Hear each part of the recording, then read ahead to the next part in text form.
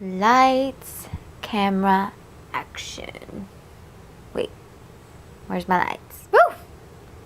There it is. It's bright and extra close. Okay. This video addresses two big topics. The first topic is a question that I get asked all the time. How do you stay motivated? So I'm going to answer that based on my opinion and experience. And then the second topic is legs. Every day is leg day. I've got a full workout for you, so just stay tuned and thanks for watching. If you're new to my channel, hello, my name is Ashley, and in the description it will say Kringen, but I'm a married woman now, so my new last name is Legg, and it's spelled L-E-G-G, and that's why I always reference hashtag everyday's leg day, and it's just because it fits, it works, I love it. I train legs twice a week, it's my favorite muscle group, and now my last name's Legg, so yeah. But the number one question that I get asked all the time is, how do you stay motivated? And my biggest piece of advice is you have to find something you're passionate about, something that doesn't feel like a chore whenever you're doing it, something that you look forward to that like ignites that passion inside of you. You have to find what works for you. So I used to do CrossFit, and that's how I started my workout journey in the beginning. And I did CrossFit for 4 years. I loved it. I loved being strong. I loved proving people wrong, and I loved throwing around the weight. It was just so much fun. But it got to a point where I just wasn't super happy with the way my body looked, and I just wanted to see if I could make any drastic changes. And that's when I found bodybuilding. And then I started to love that. And I did that for 1.5 years, and it was great. It was fun, but just like anything, it was challenging. I got a little burnout. And so now that I'm taking a break from bodybuilding competitions, I'm starting to incorporate CrossFit again. And then I'm also adding in like hot yoga and doing things that are just normally not a part of my routine, and it's fun. It's something that I look forward to. It's that extra challenge. I know my mom loves boxing. That's just what gets her hyped up, and so you just have to find something that works for you. Now, if you're not active at all, you just have to start. You just have to take that next step, and I promise you, once you start, it's going to be hard to stop. And you could start by just walking, doing a brisk walk just to get the blood flowing and to get motivated. Once you find something you're passionate about, you just have to keep going and going. And you've probably heard this before, but in my honest opinion, it takes 21 days to form a habit. So all those days leading up to that 21 hurdle area are going to be tough. You're going to have to fight the resistance. You're going to have to make the choice to move forward. You just have to do it. You just have to do it. I guarantee once you continue that routine over and over again, you're gonna feel good, you're gonna look good, it's gonna ignite something inside of you, and you're going to crave more. You also have to work out for the right reasons. Now, what do I mean by that? It means you're not working out because you hate your body or because you want to change everything about yourself. You need to work out for you to feel better, to be positive. And those are the signals you have to put out there, and that's what you'll get in return. So you have to be positive. Now, I know that can be tough. I know a lot of people have body image issues, myself included. Through bodybuilding, my weight and my physique has yo-yoed up and down. I go from being normal to getting super lean to trying to get back into a daily routine and gaining weight. I've been there. I know what it feels. You have to love your body in every stage of life. And I promise you, if you adapt those positive feelings about yourself to your daily routine, you're just going to see positive reactions come from that.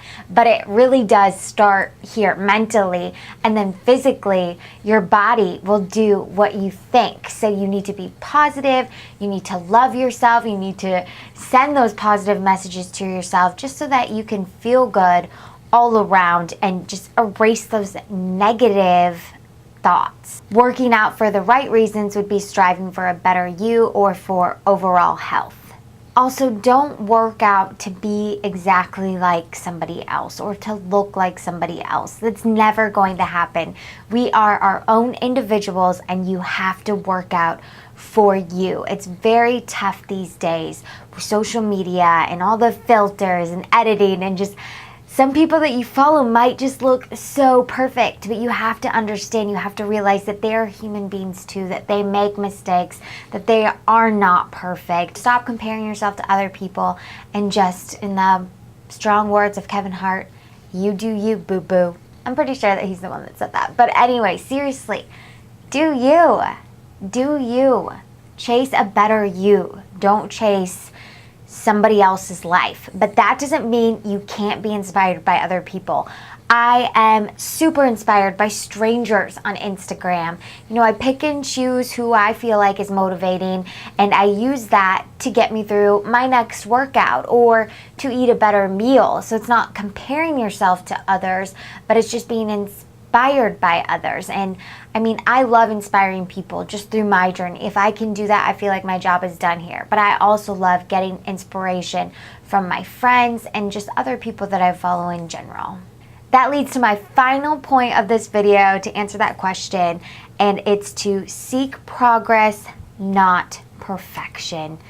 Nobody's perfect. We are not perfect. We are flawed, and that's beautiful. It's beautiful that we have flaws, and it makes you drive for more. It makes you strive for success, and you will get it. You just have to believe in yourself. So seek progress, take those baby steps, and those small steps are going to get you to your goal. It will, but first you got to believe in yourself, and you just got to love yourself.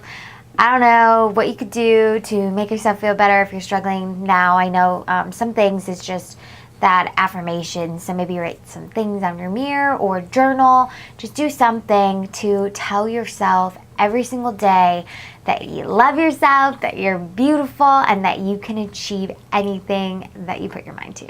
It's time to get to the good stuff.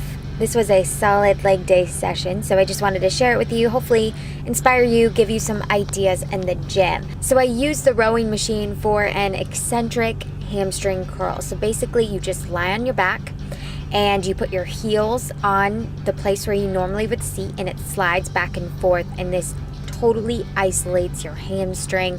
You really feel that muscle working, and it's very, very tough. So you have to definitely practice, get your positioning before you start knocking out the reps. And then it's even more challenging to do a single leg hamstring curl and keeping your body upright. So just focus on putting your weight in the leg that's on the bench, and then moving it back and forth and really squeezing that hamstring muscle, but you're gonna feel this regardless.